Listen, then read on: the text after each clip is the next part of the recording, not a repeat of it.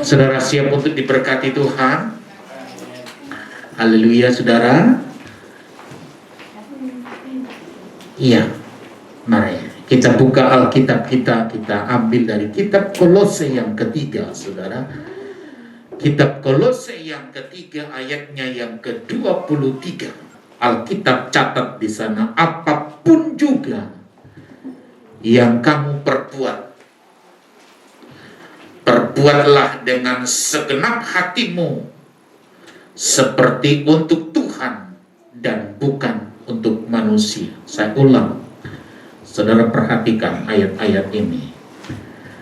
Apapun juga yang kamu perbuatlah dengan segenap hatimu seperti untuk Tuhan dan bukan untuk manusia. Saya kasih renungan saya begini, sejauh mana keseriusan dan kesungguh-sungguhan kita dengan Tuhan,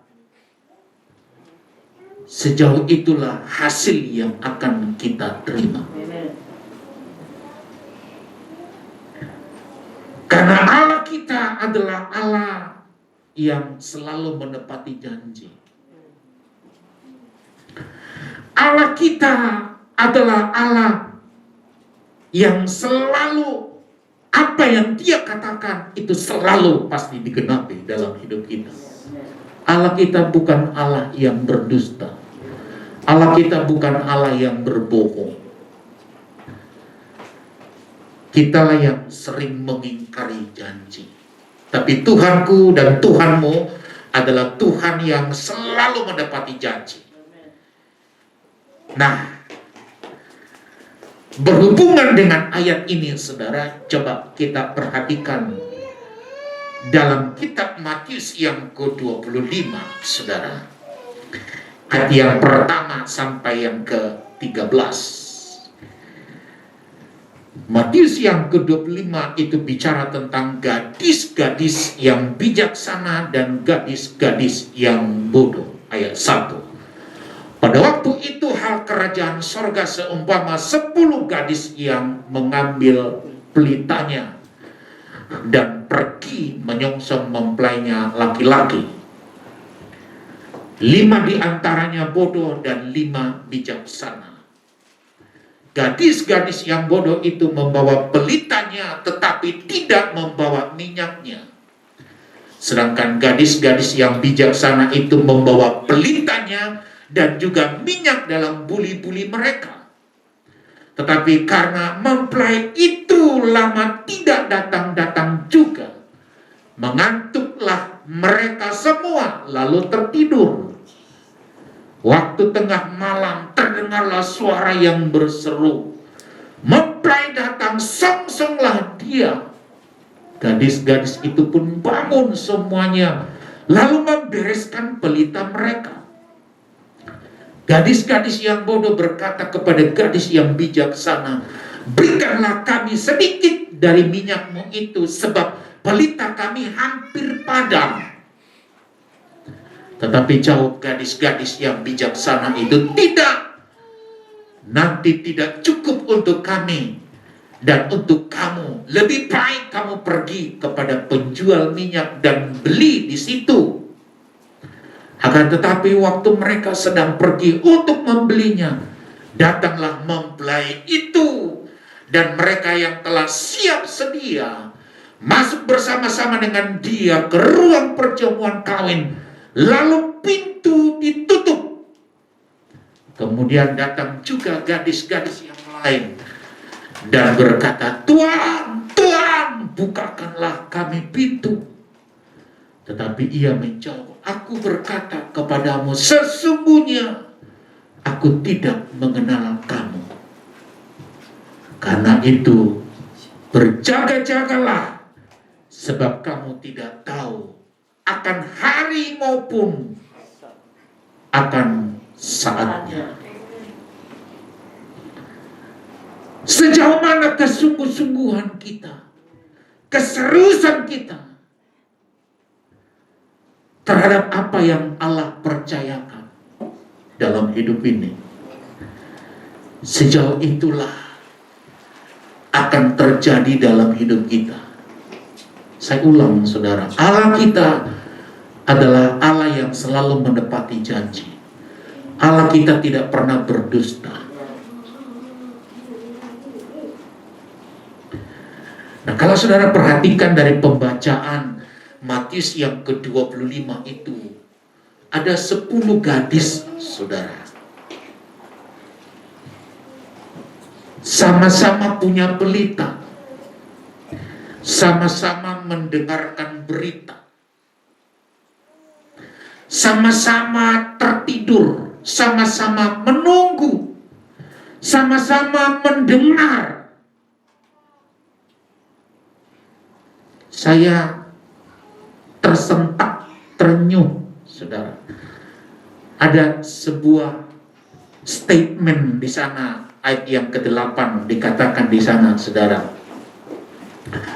Gadis-gadis yang bodoh berkata kepada gadis-gadis yang bijaksana, berikanlah kami sedikit dari minyakmu itu, sebab pelita kami hampir padam. Ayat 9. Tetapi jawab gadis-gadis yang bijaksana, tidak. Dia bilang, tidak. Terus ada kalimatnya bilang begini, nanti tidak cukup. Nanti tidak cukup untuk kami dan untuk kamu. Coba perhatikan saudara di sana.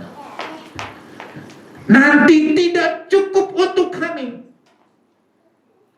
dan untuk kamu. Coba saudara perhatikan baik-baik. Apa maksudnya? Baik sekali cara berpikir dari orang yang bodoh itu. Dia minta, dia memohon. Tapi apa jawab gadis yang bijaksana itu? Berkata tidak. Berarti pikiran gadis yang bijaksana itu tidak mau mengorbankan semua. Ini coba perhatikan saudara. Dia tidak mau mengorbankan 10-nya hancur. Dan dia berkata, kamu pergi, lebih baik kamu pergi kepada penjual minyak dan beli di situ. Coba perhatikan saudara. Maka saya bilang, saya coba begini saudara. Ada gadis yang bodoh, ada gadis yang bijaksana. Kenapa sih harus disebut gadis yang bodoh dulu, baru gadis yang bijaksana? Ini peristiwa ini saudara, coba kita renung, analogikan sebentar dengan cara nalar kita yang sehat berpikir begini. Ini peristiwa ini adalah malam hari. Nah, ketika gadis yang bodoh tadi datang kepada gadis yang bijaksana untuk meminta minyak, karena minyak dalam pelitanya hampir habis. Wajar, ya. Minta tolong, ya. Tapi gadis yang bijaksana berkata, enggak cukup. Lebih baik kamu pergi. Ini malam.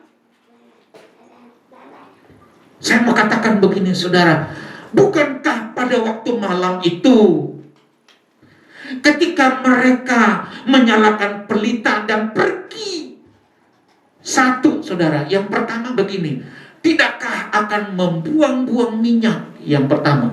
Yang kedua saudara, malam itu nggak mungkin ada orang yang jual minyak.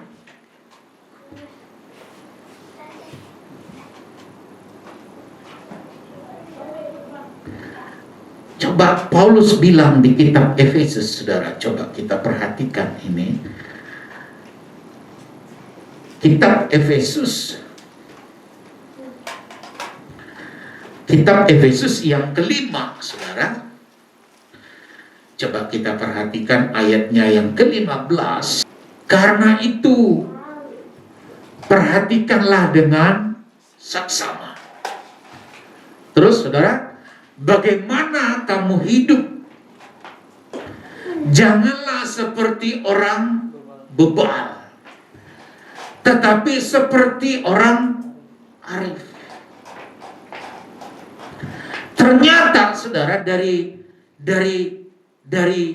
kata bodoh tadi, bicara tentang gadis yang bodoh, itu berhubungan dengan bebal. Coba Amsal 10 ayat 14 saudara. Amsal 10 ayat 14, apa dikatakan firman Allah di sana?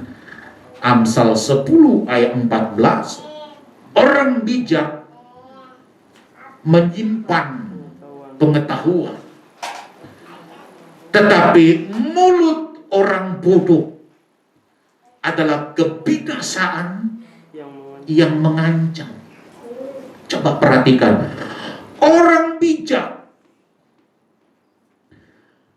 bijak itu bicara tentang orang yang berpengetahuan. Orang bijak itu bicara tentang orang arif.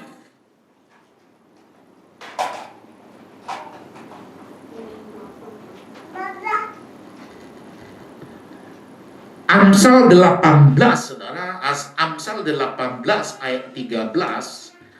Amsal 18 ayat 13. Jikalau seseorang memberi jawab sebelum mendengar, itulah kebodohan dan kecelaannya. Saudara bisa ngerti gak ini saudara? Kadang-kadang kita sering di sini saudara, belum dengar, belum tuntas, belum jelas. Makanya nanti di kitab Wahyu saudara, barang siapa bertelinga hendaklah ia mendengar. Karena orang yang tidak tuntas dan yang tidak jelas pendengaran, di Alkitab bilang mereka disebut bodoh.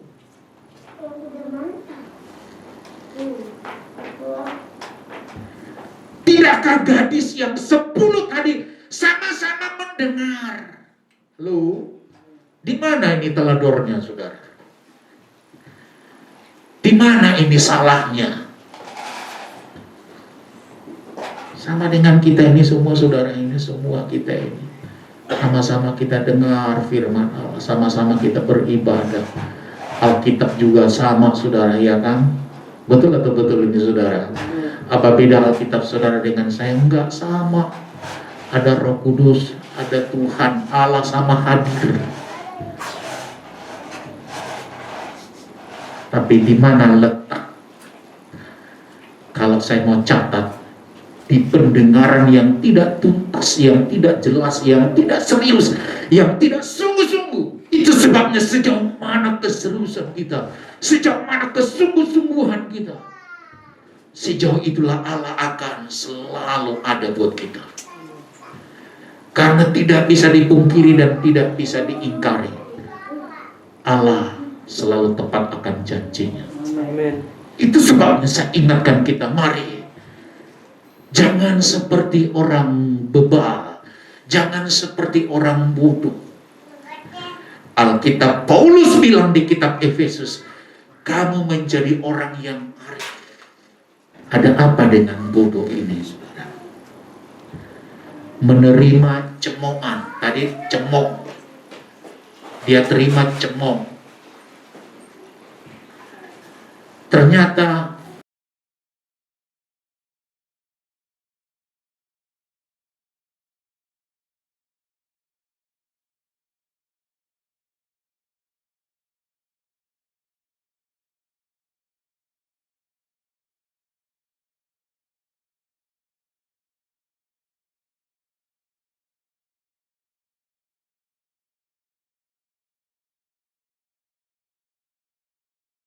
tapi setelah ada kata bodoh, ada kata bijaksana di sana.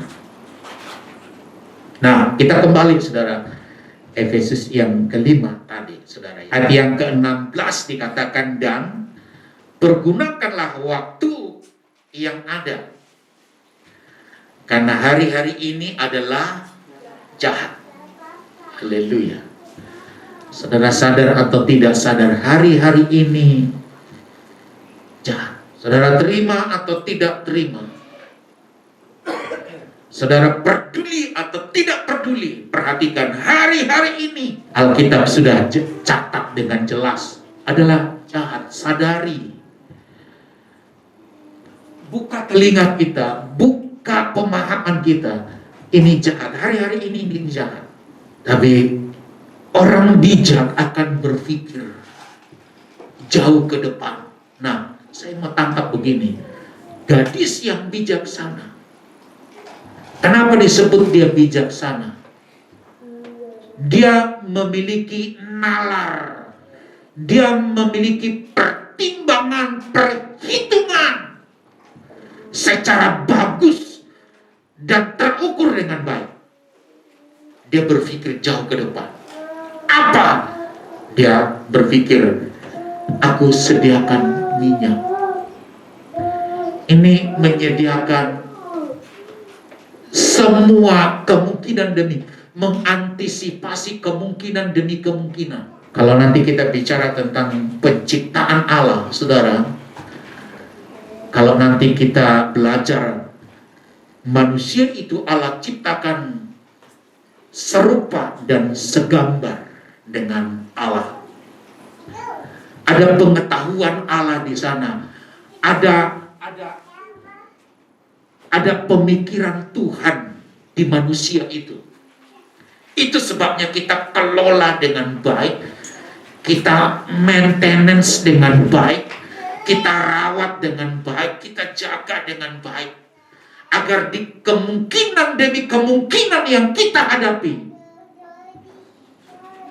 tidak menjadi fatal. Karena ini fatal, saudara. Bijaksana dia berpikir jauh ke depan. Dia jauh berpikir ke depan. Karena dia tahu hari-hari ini adalah jahat. Ayat 17 dari kitab Efesus yang ke-7. Dari yang kelima tadi dikata, sebab itu jangan kamu bodoh, tetapi usahakanlah supaya kamu mengerti kehendak Tuhan. Haleluya. Saudara paham dari peristiwa yang kita hadapi hari-hari terakhir, hari-hari ini. Tangkap apa yang menjadi maksud Allah dalam peristiwa ini. Mengerti kehendak Tuhan. Terus ayat 18 dikatakan, dan janganlah kamu mabuk oleh anggur, karena anggur menimbulkan hawa nafsu. Tetapi hendaklah kamu penuh dengan roh, dan berkata-kata seorang kepada yang lain dalam mazmur, kidung puji-pujian dan nyanyian rohani. Bernyanyi dan bersoraklah bagi Tuhan dengan segenap hati. Ucapkan syukur senantiasa atas segala sesuatu dalam nama Tuhan kita Yesus Kristus kepada Allah dan Bapa kita. Dan rendahkanlah dirimu seorang kepada yang lain di dalam takut akan Kristus. Saya ingatkan kembali sejauh mana keseriusan, kesungguh-sungguhan kita. Sejauh itulah cara kerja Allah dalam hidup ini. Karena Allah selalu konsisten, Allah tidak pernah berbohong. Allah selalu ingat akan janjinya, dan Allah akan selalu genapi janjinya dalam hidup kita. Oleh sebab itu, mari mintalah hikmat pengetahuan dari Allah, agar kita bisa merawat, menjaga semua waktu, semua tenaga, semua perhatian, semua kepercayaan, apapun dalam hidup ini. Yang saya harus katakan, semua dalam hidup kita ini adalah sebuah kepercayaan yang Allah percayakan. Apapun itu bentuknya, rawat dan jagalah. Dan olehnya, sesuai dengan firman Allah, Allah yang selalu menepati janjinya, Allah akan genapi. Nah, orang yang bijaksana itu bicara tentang kenyataan anugerah yang dia alami. Orang yang bijaksana itu berhubungan erat dengan hikmat. Orang yang bijaksana adalah orang yang memiliki akal budi yang terkenal. Nah, saudara perhatikan, saudara, bagaimana nanti ada beberapa contoh-contoh yang akan kita pelajari dalam pembacaan ini, ya. Ada contoh dalam Alkitab, saudara, yang bicara tentang bijaksana. Coba kita buka 1 Samuel 25, saudara, ayat 23. Itu bicara tentang seorang Abigail namanya. Saudara perhatikan bagaimana sikap Daud untuk memusnahkan akan kecerobohan seorang Nabal, kecongkakan seorang Nabal, kesombongan seorang Nabal. Dia tidak tahu dia berhadapan dengan siapa. Dia berhadapan dengan raja pada waktu itu. Tapi pada waktu Daud ingin memusnahkan keluarga Nabal, datanglah seorang perempuan yang bernama Abigail, istri daripada Nabal, dengan bijaksana, dengan sungguh-sungguh, dengan serius mencegah. Nah, kalau saudara perhatikan nanti, saudara, ini sebuah gambaran kerendahan hati. Orang bijaksana rendahkan hati. Dan nanti kalau kita pelajari, saudara, Abigail ini menjadi istrinya Daud. Jadi kita sama-sama memahami dan menangkap apa yang menjadi kehendak Tuhan dalam hidup ini, agar kita lebih bijaksana, haleluya, ya, lebih jauh berpikir ke depan, memiliki pandangan, cara berpikir jauh ke depan, hanya karena hikmat Allah. Coba saya buka kitab Efesus yang pertama, saudara, tentang hikmat, ayat yang ke-15, ya. Karena itu, setelah aku mendengar tentang imanmu dalam Tuhan Yesus dan tentang kasihmu terhadap semua orang kudus, aku pun tidak berhenti mengucap syukur karena kamu, dan aku selalu mengingat kamu dalam doaku dan meminta kepada Allah Tuhan kita Yesus Kristus, yaitu Bapa yang mulia, yaitu supaya Ia memberikan kepadamu roh hikmat dan wahyu untuk mengenal Dia dengan benar, dan supaya Ia menjadikan mata hatimu terang, agar kamu mengerti pengharapan apakah yang terkandung dalam panggilannya, betapa kayanya kemuliaan bagian yang ditentukan baginya bagi orang-orang kudus, dan betapa hebat kuasanya bagi kita yang percaya, sesuai dengan kekuatan kuasanya yang dikerjakannya di dalam Kristus, dengan membangkitkan Dia dari antara orang mati dan mendudukkan Dia di sebelah kanannya di sorga, jauh lebih tinggi dari segala pemerintah, penguasa dan kekuasaan yang kerajaannya, dan tiap-tiap nama yang dapat disebut, bukan hanya di dunia ini saja, melainkan juga di dunia yang akan datang. Saya berdoa, biarlah hikmat, biarlah pengetahuan yang dari Allah turun atas pribadi kita untuk mengerjakan segala sesuatu sesuai dengan firman Allah yang kita sudah dengar di kesempatan siang hari yang luar biasa. Kiranya memberkati dan menolong kita sekalian. Amin. Haleluya.